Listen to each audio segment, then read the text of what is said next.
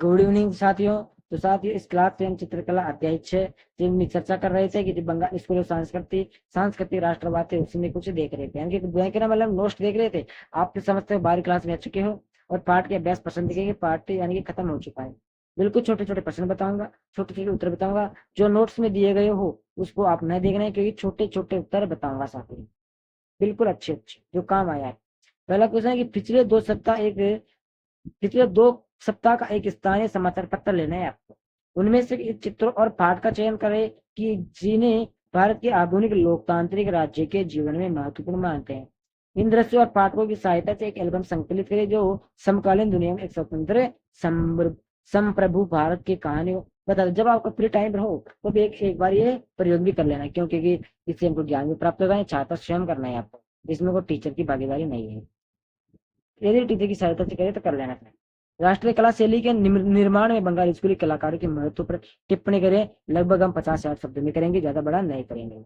राष्ट्रीय कला शैली के निर्माण में बंगाल स्कूली कलाकारों का महत्व आधुनिक राष्ट्रवादी स्कूल बनाने का प्रथम प्रण बंगाल से प्राप्त प्रारंभ हुआ था, शुरुआत हुई, जो कि एक कला आंदोलन है।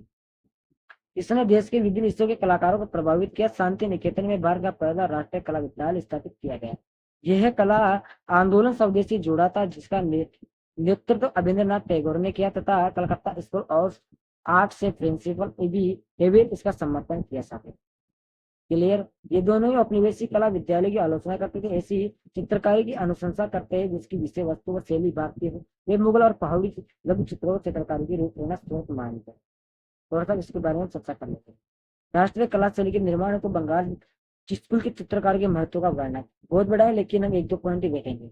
पहला पॉइंट है कि अभिन्द्रनाथ टैगोर ईबी हेवेल का योगदान। ईबी हेवेल व अभिन्द्रनाथ टैगोर ने देश में भारतीय कृत्य प्लस शिक्षा की आवश्यकता को देखा है। साथ ही इसकी शुरुआत कलकत्ता के सरकारी कला विद्यालय से हुई, जिसे वर्तमान में government college of art and craft के नाम से जाना जाता है। बहुत इंपोर्टेंट, अभी अवैध किसी में आ सकता है। इसी क्रम में लाहौर, बंबई और मद्रास में भी कला विद्यालय स्थापित किए गए, जिनका प्रारंभिक धैर्य धैर्य धैर्य या धैर्य धातु के काम, फर्नीचर व क्यूरियो जैसे कला का विकास करना था। कलकत्ता में फाइन आर्ट की और अत्यधिक रुझान था। क्लियर हुआ। भारतीय कला परंपराओं में तकनीकी व विषयों को शामिल करने और प्रोत्साहन हेतु पाठ्यक्रम तैयार गया। अभिन्द्रनाथ की यात्रा का अंत मुगल और पहाड़ी लघु चित्रों के प्रभाव चित्रकारों में एक भारतीय शैली निर्माण की इच्छाओं को दर्शाता है। यदि आप ये लिख दो कि आपके 3 नंबर तक कहेंगे, 3, 2 और 1 नंबर का आपको क्वेश्चन आता है। क्योंकि जो लघु दीर्घ लघुड़ा का प्रश्न होता है, दीर्घ वाला तो 3 नंबर का आता है, 4 नंबर का भी ऐसा होता है, लेकिन 3 नंबर का आता है।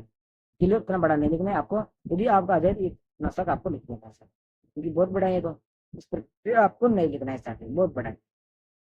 तीसरा क्वेश्चन देखिए। तो देखो सर, अभिन्द्रनाथ टैगोर की एक पेंटिंग पर अपने विचार आपको लिखने हैं। इस पर आप जितने कम लिखोगे उतने ज्यादा नहीं है, और जितना कम लिखोगे उतना ज्यादा नहीं है। कहने का मतलब ये है कि आपको इतना सा लिखना है कि आपके 3 नंबर आए, ज्यादा बड़ा आपको लिखना नहीं है पटपटांग, क्योंकि आप इतना सा बस 5-7 लाइन याद कर लो, इसका आपका काम हो जाए। सरल सरल लाइन याद कर लो, मैंने याद कर ले, क्योंकि आप बहुत कुछ याद कर लेते हो जिसका कोई मतलब नहीं लिखा। जब परीक्षा वाला नंबर देने वाला होता है, वो आपकी 4-5 इंपोर्टेंट लाइन देखता है, तो आपके 3 नंबर दे देता है। ओके, ज्यादा अटपटांग नहीं लिखना है। अभिन्द्रनाथ टैगोर की एक करती यात्रा का अंत का परिचय। अभिन्द्रनाथ टैगोर ने अपने चित्र यात्रा का अंत चित्र यात्रा का अंत निर्माण सन 1913 में वाटर कलर प्रयुक्त करके किया। इस चित्र में शाम की लाल पृष्ठभूमि में एक विध्वंसक के बहते हुए ऊंट को दिखाया गया है। ऊंट असहनीय बोझ से लदा हुआ है, जिसको सहन नहीं हो रहा है, और बहुत ज्यादा वजन है उसके ऊपर, जिससे घायल होकर वह जीवन की अंतिम यात्रा के मोड़ पर आ गया है। थकान की चरम सीमा उसकी असहनीय पीड़ा को दर्शा रही है।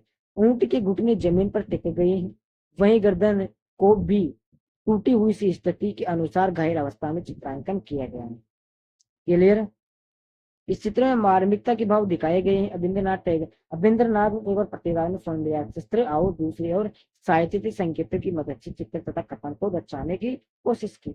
अब देखो साथी, इतना आप लिख दोगे तो आपके 3 नंबर या फिर 2 नंबर आपको मिल जाएंगे, भी एक नंबर भी काट ले जाएगा तो 2 नंबर तक मिलेगा।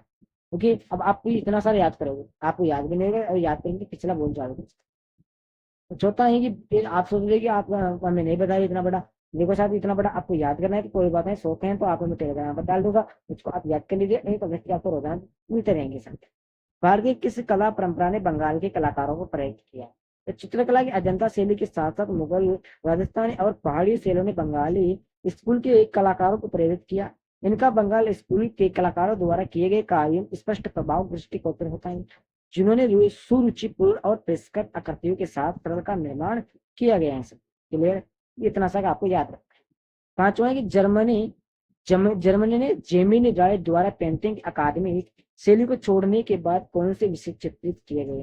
तो इम्पोर्टेंट है साथ ये क्वेश्चन, ये आपके लगभग 3 नंबर में क्वेश्चन आ गया, थोड़ा सा और बढ़ाएगा यहाँ पर क्यों टोपी दिया जाएगा साथ, इसलिए बढ़ा हुआ है, या फिर 1 नंबर का भी आ सकता है, इसलिए इसको याद रखना है। पेंटिंग अकादमिक शैली को छोड़ने के बाद अपने चित्रों के लिए जेमिनी राय ने ग्रामीण बंगाल के रोजमर्रा के जीवन के सुख धार्मिक विषय, रामायण, श्री चैतन्य राधा कृष्ण और ईसा मसीह जैसे विषयों का चयन किया है, लेकिन उन्होंने उन्हें बिना आख्यान को चित्रित किया। तो साथ ही अध्याय 6 भी आपके 6-5 प्रश्नों के साथ कंप्लीट हो चुका है। कल हम देखेंगे सातवां फिर 8वां, दोनों अध्याय पर करेक्ट कर देंगे। फिर हम आपका रिवीजन कर देंगे, इसका ड्राइंग रिवीजन करने के बाद और कुछ बताऊंगा जिसमें आपको ड्राइंग में पास हो जाएगा।